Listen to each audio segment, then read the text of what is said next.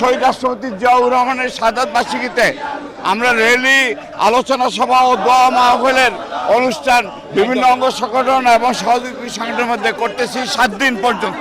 শহীদ রাষ্ট্রপতি জিয়াউর রহমানের শাহাদাত বার্ষিকীতে আমরা তার বিদেহী আত্মার মাগফিরাত কামনা করছি।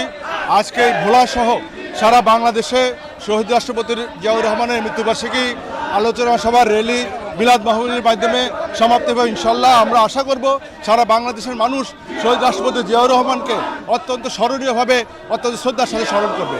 লাইভ বয় কিনে কল দাও টোল ফ্রি নম্বরে, আর এক নিঃশ্বাসে গোল বলে জিতে নাও ফিফা বিশ্বকাপ 2026-এর এক্সক্লুসিভ পুরস্কার। আজকে সারা বাংলাদেশের লাখো লাখো মানুষ আজকে এইভাবেই শহীদ প্রেসিডেন্ট জিয়াউর রহমানকে স্মৃতির মানুষ পেটে অম্লান করে রাখবে।